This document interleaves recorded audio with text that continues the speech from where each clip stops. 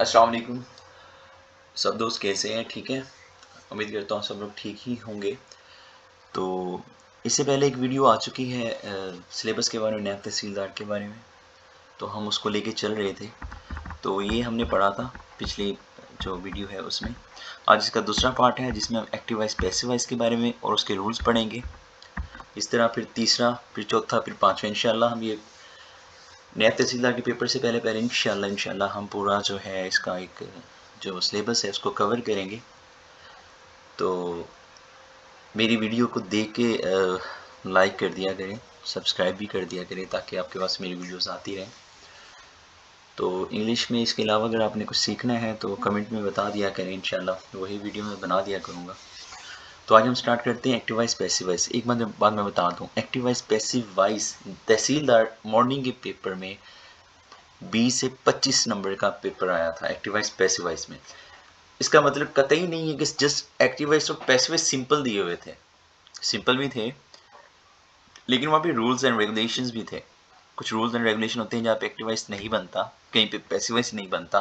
कुछ ऐसे फिक्रे होते हैं, सेंटेंसेस होते हैं, वहाँ पे एक्टिव वॉइस या पैसिव वॉइस नहीं बनते। वो अभी हम इस वीडियो में देखेंगे और सीखेंगे। अगर कोई भी क्वेश्चन हो तो आप डिस्क्रिप्शन में या कमेंट में आप पूछ सकते हैं। हम स्टार्ट करते हैं active voice and passive voice. Definition active voice क्या है? वो ये है, इन active voice always action perform by subject.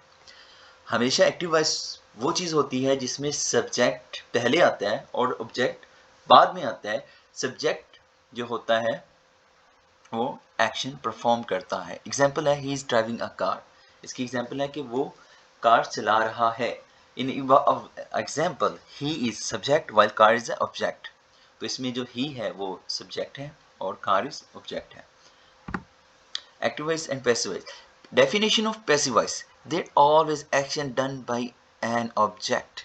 Passive voice क्या होता है? जिसमें हमेशा ऑब्जेक्ट जो है वो एक्शन करता है इंस्टेड ऑफ सब्जेक्ट।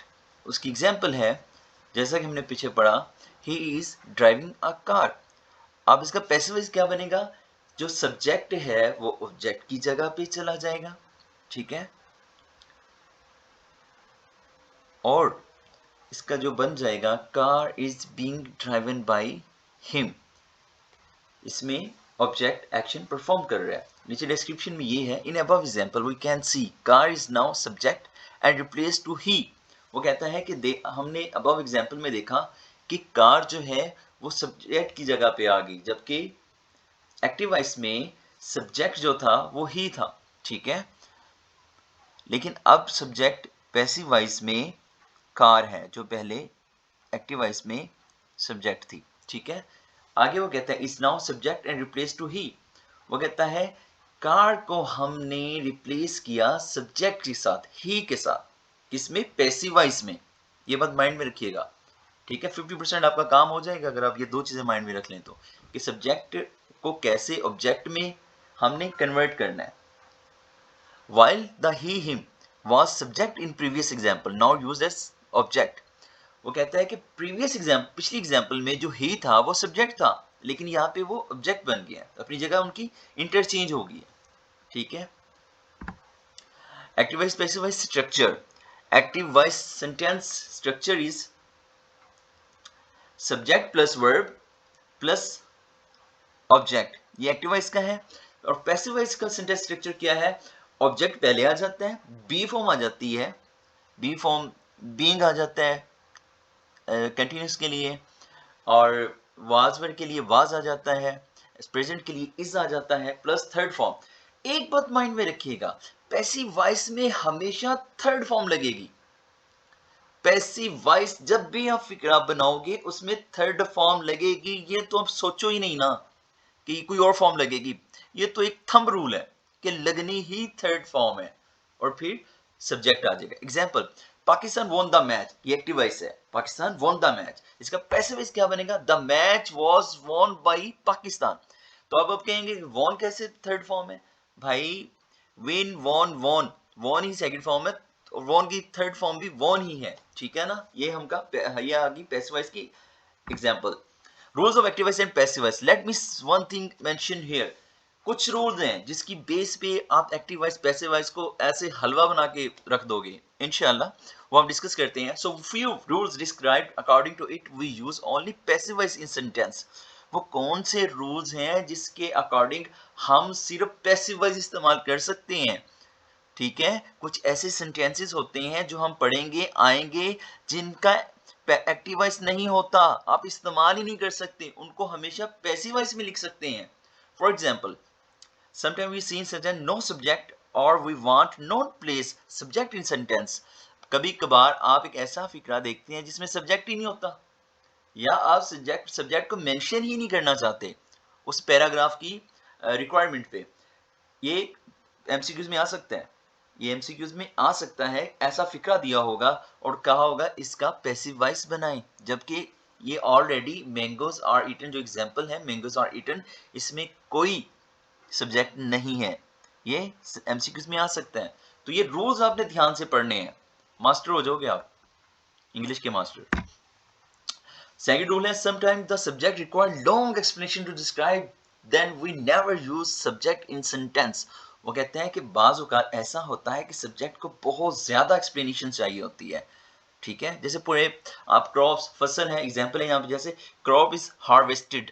یہاں پہ اگر آپ یہ لکھیں کہ ویٹ پروونس فلانے ڈسٹرکٹ ڈویژن میں جا کے وہ کاٹی، دا crop is being written harvested by فلاں ان فلاں ڈسٹرکٹ. تو یہ بڑا لمبا چوڑا ایک کام نکل جائے گا. تو سبجیکٹ بعض اوقات ہم اس لیے بھی اسکپ کر دیتے ہیں کہ ہمیں بہت زیادہ ایڈیشنل انفارمیشن نہ دینا پڑے. تو اس کی ایگزامپل ہے کراپ از ہارویسٹڈ.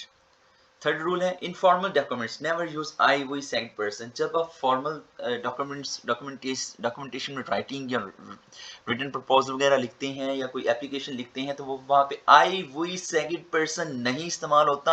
اور یہ سبجیکٹ ہوتے ہیں، اگر یہ نہیں ہوں گے تو آپ کا ایکٹیو وائس بنے گا ہی نہیں، آپ وہاں پہ پیسو وائز ہی لکھو گے. Formal documents always use passive wise as seen as you will be you have to read out Dawn newspaper where passive voice used by Dawn paper need about 40%. 40% Dawn newspaper میں passive voice استعمال ہوتا ہے، active voice استعمال ہی نہیں ہوتا. تو یہاں پہ ایگزامپل ہے کہ جہاں پہ آپ کا سبجیکٹ نہیں ہوگا، اور سوری فارمل رائٹنگ میں آپ کبھی بھی سبجیکٹ مینشن نہیں کرتے. تو اس کی ایگزامپل ہے آئی ایم ٹیکنگ، یہ پہلے سبجیکٹ کے اکارڈنگ ہم نے لکھی ہے I am taking a meeting. یہاں پہ آئی جو ہے وہ سبجیکٹ ہے، لیکن یہ رول 3 کے اکارڈنگ غلط ہے. آپ فارمل ڈاکومنٹیشن میں کبھی بھی آئی وی سیکنڈ پرسن نہیں مینشن کرتے، سبجیکٹ مینشن نہیں کرتے. اور اس کا جو رائٹ آنسر ہے وہ نمبر 3 کی جو ہے رول ہے اس کا A meeting is being taken by me.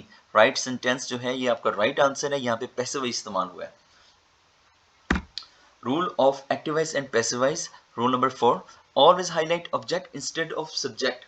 کچھ فقرات، کچھ سینٹینسز ایسے ہوتے ہیں جہاں پہ آپ آبجیکٹ ہی شو کرتے ہو، اگر آپ وہاں پہ سبجیکٹ شو کرو گے تو وہ سینٹینس غلط ہو جائیں گے. جیسا کہ papers are taken daily, paper روز لیے جاتے ہیں. ٹھیک ہے، تو یہ چیزیں، یہ رولز آپ پڑھ لیجئے گا انشاءاللہ، اس سے آپ کے ایکٹیو وائس پیسو بہت اچھے ہوں گے. Y passive voice will be skip.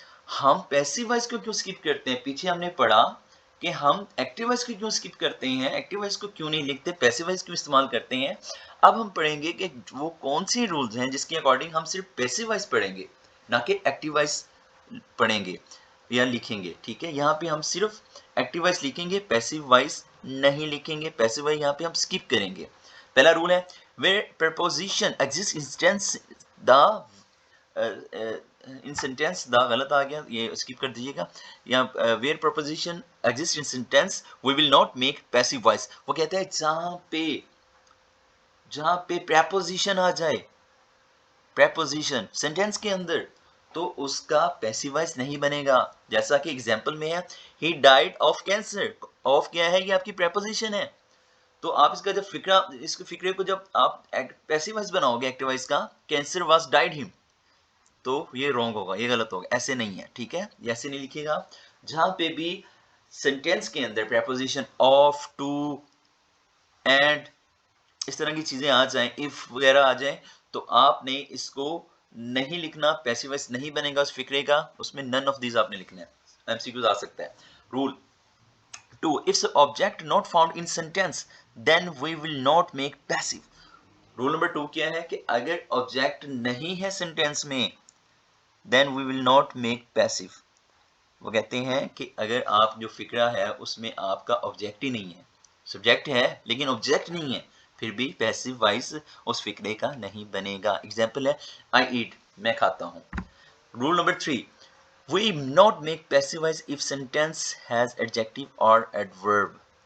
وہ کہتا ہے رول نمبر 3 ہے کہ we not make passive voice if sentence has adjective or adverb.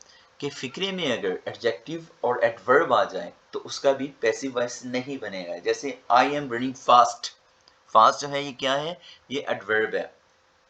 She has ingenious guy in our town. تو جینیس، انجینیس جو ہے یہ بھی ایڈورب ہے، اس کا بھی پیسو وائس نہیں بنے گا. جہاں پہ فکرہ میں ایڈجیکٹو اور ایڈورب آ جائے وہاں پہ پیسو وائس نہیں بنے گا. تو انشاءاللہ پارٹ 3 میں ہم اس پیسو وائس اور ایکٹیو وائس اور پیسو وائس کو مزید لے کے چلیں گے. بنے رہیے گا. اللہ آپ کا حامی ناصر ہو. مجھے اجازت دیں. السلام علیکم.